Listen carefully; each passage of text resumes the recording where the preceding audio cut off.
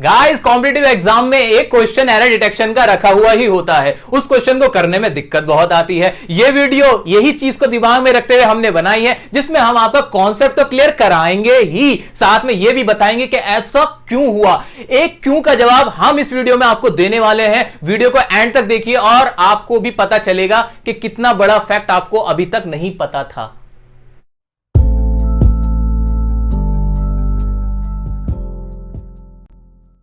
Guys जो exam में error detection का क्वेश्चन आता है वो बेसिकली इन चीजों से बनता है।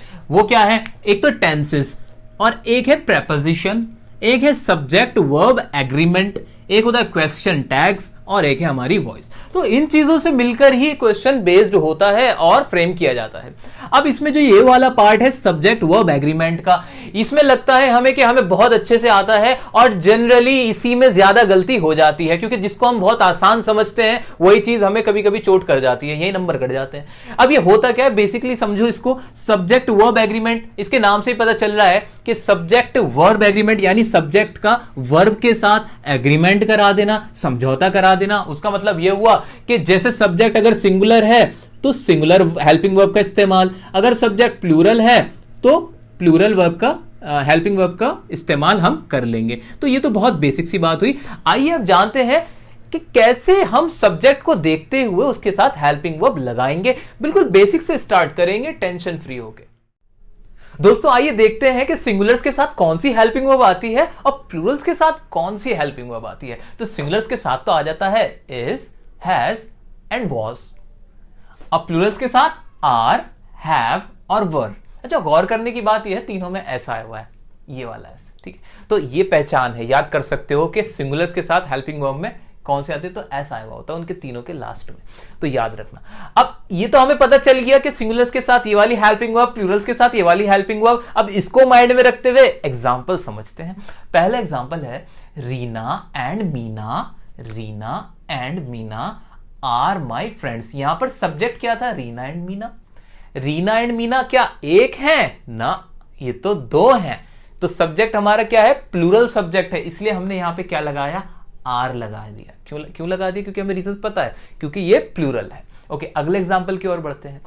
Chennai and Kolkata has very hot weather. यहां क्या वर्ड यूज हुआ है? हेल्पिंग वर्ब हमारी यूज हुई has.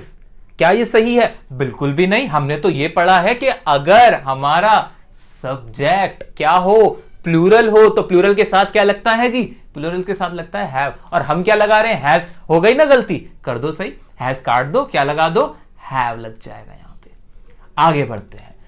I and my brother dash going to school. अरे कुछ लिख तो देते, तुमने तो कंफ्यूज कर दिया। जी हाँ, अब आप बड़े हो गए, अब हमने समझ लिया कॉन्सेप्ट, एग्जाम्पल भी देख लिए। ये वाला क्वेश्चन हम खुद करेंगे। तो आई एंड माई ब्रदर, यहां भी सब्जेक्ट क्या हुआ? सब्जेक्ट प्लूरल हो गया ना, मैं और मेरा भाई क्या है? Going to school. अब इज एम आर में से कौन सा आना चाहिए यहां पे? तो इज, क्या ये सिंगुलर है? नहीं है। क्या ये आई है? सिर्फ नहीं है। यहां तो ये दो लोगों की बात है, एक से ज्यादा, तो ये है प्लूरल, और इसके साथ क्या आ जाएगा? आर आएगा। तो आंसर हो जाएगा I and my brother are going to school. अगला एग्जाम्पल क्या है? Your friends dash already met me. आपके दोस्त, एक से ज्यादा दोस्त हैं। एक से ज्यादा दोस्त हुए क्या? प्लूरल। और प्लूरल के साथ क्या हम लगा देते हैं? प्लूरल के साथ हम ये वाली हेल्पिंग वर्ब्स लगाते हैं। तो यहां कौन सी हेल्पिंग वर्ब लगेगी? Your friends.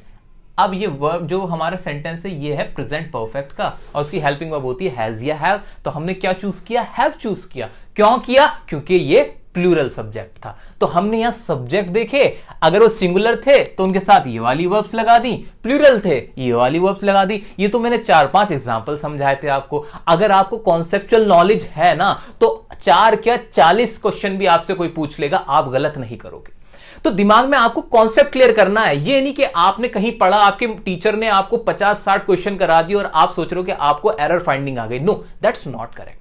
आपको क्या तरीका अपनाना चाहिए? आपको उसकी कॉन्सेप्चुअल नॉलेज ले लो, ग्रामर जो है उसको पक्का कर लो, और कोई भी फिर सवाल आपके सामने पेश हो जाए आप उसको सही ही लिख के आने वाले हो। दोस्तों अभी तक जो हमने पढ़ा है उसकी एक एक्सेप्शन है, और ये एक्सेप्शन बहुत ही मजेदार भी है और बहुत ही इंटरेस्टिंग भी है। तो मैं चाहता हूं कि आप इसे बहुत ही ज्यादा इंपॉर्टेंस के साथ सुनिएगा, अपने आंख कान नाक सब खोल के अब इस पे ध्यान दे दीजिए। एग्जाम के पॉइंट ऑफ व्यू से बहुत ही ज्यादा सिग्निफिकेंस है इसकी। तो क्या है एक्सेप्शन, जल्दी से पढ़ लो। आओ देखो क्या है। जब कोई दो सिंगुलर चीज या व्यक्ति किसी एक व्यक्ति चीज से ही संबंधित हो तब सब्जेक्ट को सिंगुलर मानेंगे। इसका मतलब क्या हुआ, मैं आपको एग्जांपल से समझाता हूं।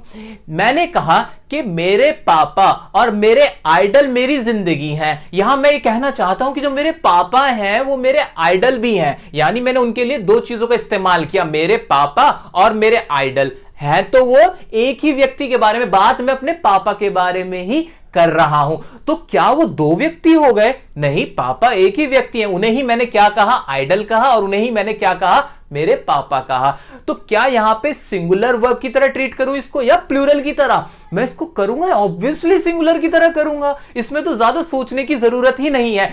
प्रॉब्लम तब आती है जब हम मारते हैं रट्टा। हम सोचते हैं एंड आ गया, अब तो ये प्लूरल हो गया, आंखें बंद करो और आंसर लिख दो प्लूरल। नहीं, ध्यान से सुनना। अगर इस तरह की कंडीशन होगी तो आपको उसको सिंगुलर ट्रीट करना है। ये कॉन्सेप्ट, ये एक्सेप्शन, ये अपवाद यही बात कह रहा है। तो एग्जाम में अगर आएगा तो इसी तरह का आएगा कि आप देखते ही समझ जाओगे। कैसा आएगा, कुछ एग्जाम्पल हमने भी यहां लिखे हैं, उसके थ्रू और समझते हैं। क्या एग्जाम्पल पढ़ लेते हैं कि my friend and my life. And आया, लगा दो प्लूरल। नो सर, थम जाओ। My friend and my life is coming this Friday, कि मेरा दोस्त और मेरी जान। अब मेरी जान में किसको कह रहा हूं, अपने दोस्त को ही कह रहा हूं कि my friend and my life is coming this Friday. तो वो कब आ रहा है, इस शुक्रवार को आ रहा है। तो इसलिए मैंने यहां पे क्या यूज किया, इज यूज करा। ये बिल्कुल करेक्ट है, क्योंकि इसका मतलब यहां पर क्या हुआ कि ये सिंगुलर है। नेक्स्ट एग्जांपल क्या है हमारा, नेक्स्ट को भी हमें समझने की जरूरत है। Egg and milk is my breakfast today. तो एग एंड मिल्क क्या है, यहां पे जो अंडा है, अंडा एक सिंगुलर हुआ कि नहीं? मिल्क एक और सिंगुलर हुआ कि नहीं? दो सिंगुलर थे। इज माई ब्रेकफास्ट, ब्रेकफास्ट जो यहां वर्ड लिखा है, क्या इसका इन दोनों से रिलेशन है? बिल्कुल है। जो ब्रेकफास्ट है, जो मेरी थाली है ब्रेकफास्ट की, उसमें एग और मिल्क ही तो है। तो हमने यहां पर भी क्या यूज किया, इज यूज किया, ना के आर। तो इस तरह के एक्सेप्शंस आपको याद रखने हैं, बहुत इंपॉर्टेंट है, और उम्मीद करता हूं आप गलती नहीं करोगे। दोस्तों एक और बहुत one of the most important concept अब हम पढ़ने जा रहे हैं। इस कॉन्सेप्ट में टेंसेस का यूज है। हम सब ने पढ़ रखा है कि टेंसेस के अंदर जो हमारा प्रेजेंट इंडेफिनिट टेंस होता है ना, उसके अंदर एक रूल है। वो रूल क्या है? रूल ये है कि ही, शी, इट और जो सिंगुलर सब्जेक्ट्स होते हैं उनके साथ वर्ब में हम एस या ईएस लगा देते हैं। ये हमारा रूल है। अब एग्जांपल से समझते हैं कैसे। रूल क्या कहता है, जैसे हम बोलते हैं ही गोज टू स्कूल। ये हमारा कॉन्सेप्ट है कि जब हमारा ये सब्जेक्ट सिंगुलर होता है तो हमारी इस वर्ब के अंदर ईएस या ईएस लग जाता है। ये हमने पढ़ा हुआ है, यानी रटा हुआ है। रटा हुआ है भाई, ये रटा हुआ ही है। आपने कभी ये जानने की कोशिश की कि ऐसा क्यों होता है? वाई ऐसा क्यों है सर, ये तो बताओ ऐसा क्यों है? ऐसा थोड़ी होगा कि ही, शी, इट और सिंगुलर सब्जेक्ट के साथ आप ऐसी यस लगाए चले जा रहे हो। उसके पीछे कोई वजह भी तो है। प्रॉपर रूल क्या है, रूल बताओ। रटना थोड़ी है। ऐसा कहीं थोड़ी लिखा होगा कि ही है तो एस लगा दो, शी है तो एस लगा दो। ऐसा नहीं लिखा हुआ। लिखा हुआ कुछ और है, रूल कुछ और है। वही रूल जो अभी तक आपको नहीं पता था, आप में से मैक्सिमम लोगों को यह रूल नहीं पता था, वो रूल अब हम पढ़ेंगे। तो बहुत ध्यान से मेरे साथ ये रूल समझिए। रूल क्या है? रूल ये कहता है कि अगर हमारा जो थर्ड पर्सन होता है, थर्ड पर्सन क्या होता है अब उसे समझते हैं। थर्ड पर्सन क्या है जी? हमारे तीन पर्सन होते हैं, फर्स्ट पर्सन, सेकंड पर्सन और थर्ड पर्सन। फर्स्ट पर्सन कौन होता है? जो बोलने वाला होता है। जो बोलने वाला होता है उसको हम क्या बोलते हैं? First person. मेनली कौन होता है? आई और वी। और जो सुनने वाला होता है उसको हम बोलते हैं सेकंड पर्सन। और जिसके बारे में बात की जाती है वो क्या होता है? हमारा थर्ड पर्सन। और अकॉर्डिंगली मैंने लिख भी दिया, first person I we, second person you सुनने वाला, और third person he she it वगैरह जो भी होंगे जिनके बारे में बात की जाएगी। रूल ये कहता है कि जब हमारा ये जो थर्ड पर्सन है ना, ही शी इट, ये जो जिसके बारे में बात हुई है वो अगर सिंगुलर हो, अगर ये थर्ड पर्सन हमारा क्या है, सिंगुलर है यानी एक है, तब हम जो वर्ब लगाएंगे तो उसके साथ एस या ईएस जोड़ देंगे, तब उसके साथ हम एस या ईएस जोड़ देंगे। इस एग्जांपल में ध्यान से देखो ना, ये ही क्या है, ही है हमारा एक थर्ड पर्सन, और ये क्या है, क्या ये सिंगुलर है, हाँ ये सिंगुलर है, एक लड़के के बारे में बात हुई तो हमने क्या कर दिया, इसके साथ ईएस लगा दिया। आइए इसको और अच्छे से समझते हैं। आज मैं आपको जवाब दूंगा कि आई, जिसको आप कहते हो कि भाई सिंगुलर क्यों नहीं मानते, आई के साथ एसईएस क्यों नहीं लगाते। अगर मैं आपसे पूछूं कि कोई सेंटेंस है, मान लीजिए सेंटेंस है आई गो, मैं जाता हूं, इसके साथ मैंने एसईएस क्यों नहीं लगाया, इसको गोस क्यों नहीं किया, वाई, आई को तो सिंगुलर, क्योंकि हमने तो ये रूल पढ़ रखा है कि जी सिंगुलर है तो एसईएस लगा दो। रूल ये नहीं है। अब आप ध्यान से समझो, क्या आई एक थर्ड पर्सन है, नहीं जी ये तो थर्ड पर्सन नहीं है, यानी ये वाला रूल जो हमने पढ़ रखा था कि थर्ड पर्सन अगर सिंगुलर हो तो एसईएस लगेंगे, वो तो यहां अप्लाई ही नहीं हो रहा, इसलिए हम लोग आई के साथ एसईएस नहीं लगाते, और उसका कोई रीजन नहीं था। आज ये बहुत बढ़िया वाला एक्सप्लेनेशन हमने समझा है, एक बहुत अहम रूल इंग्लिश ग्रामर का, जो बहुत सारे लोग जो अच्छी इंग्लिश भी बोलते हैं उनको क्लियर नहीं है, वो हमने सीखा है। तो ये आपके सिर्फ एग्जाम के लिए इंपॉर्टेंट नहीं रह जाता, ये आपकी लाइफ के लिए भी इंपॉर्टेंट है। आप जो बोलते हो, आप इंग्लिश को कितना समझते हो, इसके लिए भी बहुत इंपॉर्टेंट रूल था ये, जो मेरे हिसाब से अब आपको बहुत क्लियर हो गया होगा। दोस्तों अब जो मैं आपको बताने जा रहा हूं वो एक निचोड़ बताने जा रहा हूं, बहुत सारे कॉन्सेप्ट का एक ट्रिकी निचोड़ है कि आपको ये पढ़ना है, और बहुत सारी चीजें जो आपको लग रहा था अलग अलग पढ़नी है वो इसी में कवर अप कर दी हैं। जी हां, इसी में कवर हो चुकी हैं, तो कुछ भी करने की जरूरत नहीं है, बस इसको समझो एक ट्रिक की तरह।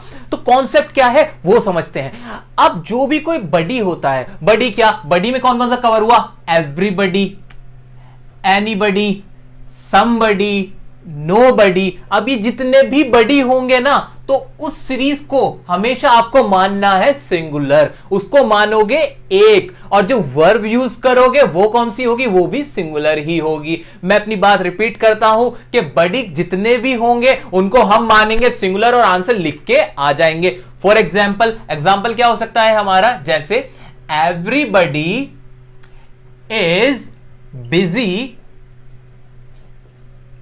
इन द वर्क, कि हर कोई किसमें बिजी है, काम में बिजी। यहां वर्ड हमने कौन सा हेल्पिंग वर्ब यूज करी, इज यूज करी, क्योंकि हमने पढ़ा हुआ है कि कोई भी बड़ी हो हमें तो लगाना है सिंगुलर वर्ब। ओके, अगला आ जाते हैं, ऐसे कोई भी थिंग हो। अब थिंग का मतलब क्या हुआ, थिंग में कवर हो जाएगा everything, something, anything and nothing. कोई भी थिंग होगी उसको भी हम क्या मानेंगे जी, सिंगुलर मानेंगे। अब एग्जांपल समझते हैं, जैसे नथिंग इज इम्पॉसिबल। आपने सुना भी होगा कि कोई चीज भी इस दुनिया में असंभव नहीं है, प्रोवाइडेड दैट कि आप उसको पाने के लिए कितने प्रयास कर रहे हैं। ठीक है, तो अब अगला कौन सा है हमारा, वन। जितने भी वन होंगे वो भी क्या होंगे, वन का तो मतलब ही वन होता है, तो वन कैसे टू हो जाएगा। तो वन में क्या क्या होगा, जैसे everyone, anyone, someone, no one. जैसे मैं कह सकता हूं एग्जाम्पल, एक ना बच्चा है, बच्चे का मन कर रहा है चिज्जी खाने का और उसको कोई चिज्जी खिला नहीं रहा है, तो उसके लिए वो पता क्या बोलेगा, नो वन लव्स मी।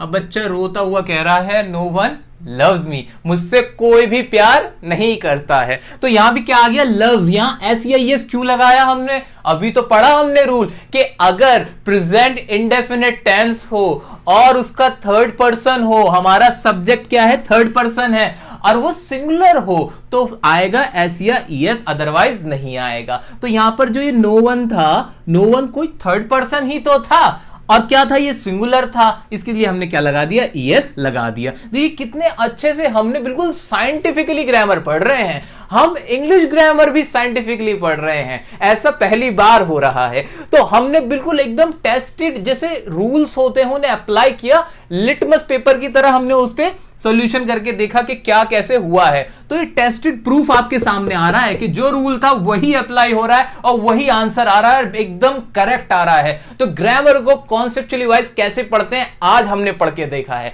आपको हमारी ये वीडियो कैसी लगी लाइक करके अपना प्यार दिखाइएगा, कमेंट में बताइए। अगर अब भी कोई डाउट रह गया तो जरूर बताइए। कुछ भी पूछना हो आप हमारे फेसबुक पेज पे जाके भी हमें मैसेज कर सकते हैं। हम कोशिश करते हैं कि आप सभी के रिप्लाई करें, आप सभी के कमेंट के भी हम रिप्लाई करने की पूरी कोशिश करते हैं। अगर गलती से भी चैनल को सब्सक्राइब नहीं किया है तो जल्दी से कर लीजिए ताकि आपको हमारी सारी वीडियोस मिलती रहें। इंग्लिश और मैथ से रिलेटेड जितनी भी वीडियोस आपने अभी तक नहीं देखी हैं उन्हें जल्दी से देखिए और फिर आप अपनी स्टडीज में बहुत अच्छे से प्रोग्रेस कर पाओगे। वीडियो को देखने के लिए बहुत बहुत थैंक्स।